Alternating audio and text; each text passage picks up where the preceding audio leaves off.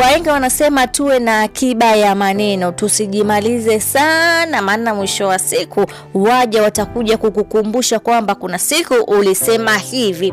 Kwa nini nazungumzia hivyo? Kwa sababu ukipita katika ukurasa wake wa Instagram wa mwanamuziki Kusa ameandika ujumbe mzito sana.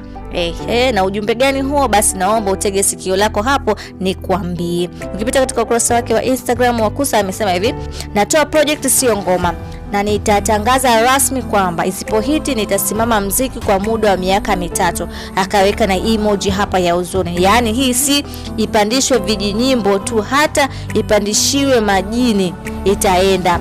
Akaweka na emoji ya kucheka. Jamani unaona Kusa anavyojimaliza na isipohiti je itakuwaje? Mimi sijui. Na akaandika hivi: ni kali sana, kama unabisha jinyonge.